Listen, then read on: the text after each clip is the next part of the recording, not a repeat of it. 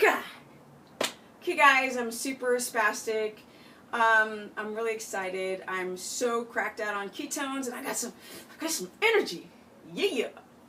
So I just had a consultation and we were talking about HCl levels in your stomach, how to do a cheap test by using baking soda and the burp test. You know, the whole within 5 minutes, if you burp, then you're fine. If you don't, you got some low stomach acid, creates some issues. But today is a very special day because it's the afternoon, evening time. It's not the morning. But today we are going to talk about, I know, don't get mad at me, fermented foods. Yeah. And probiotics.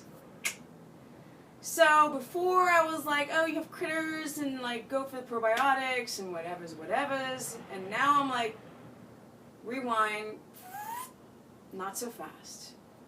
Maybe, perhaps, those probiotics and that sauerkraut and that kombucha and that kimchi, that stuff is jacking you up.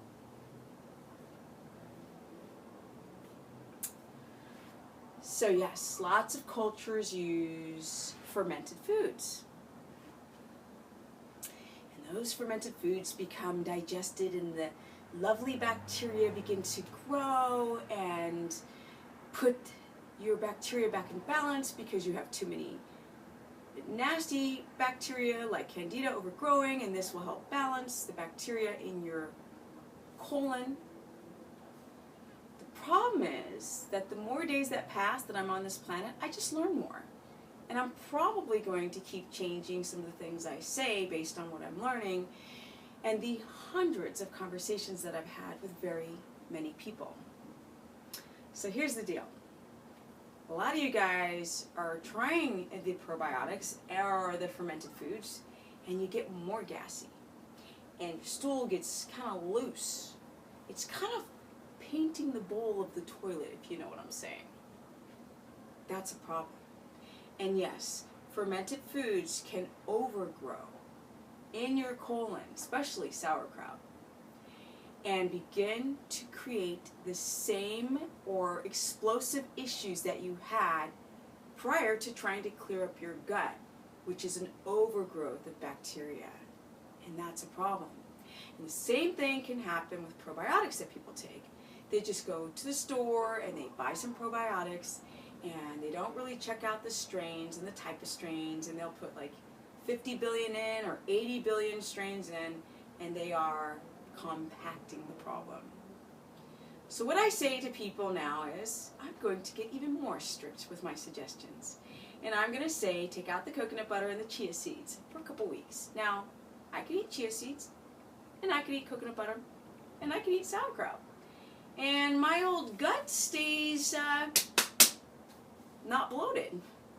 So I know that I don't have an overgrowth problem. Many people who do not have an overgrowth can do well on fermented foods because their gut is balancing. But if you have an overgrowth and then you're stuffing more bacteria in the colon, it might not be able to deal with all of that bacteria, the good, the bad, and it's just too much for the colon to deal with.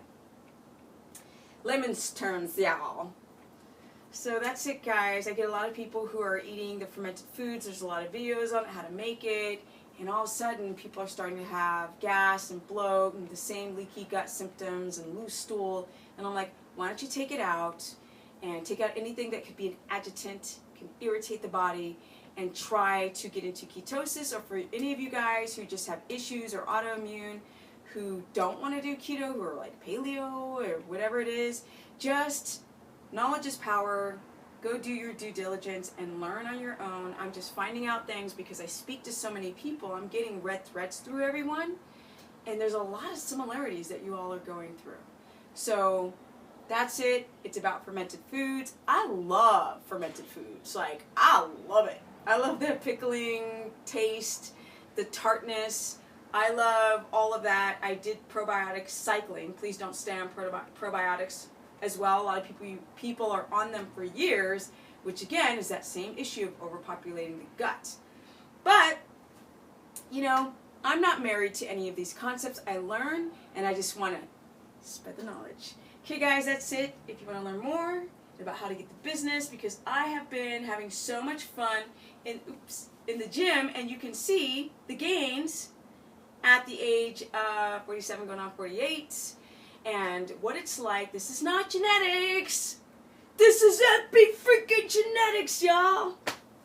It means that I have the ability to manipulate my DNA to do what I want it to do. I want it to be fit, strong, low with inflammation, and bubbly muscle on while trying to change my life.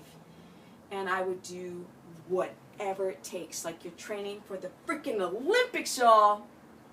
You got to take things to the next level. And you got to crawl your way out of the matrix, because that's the only way.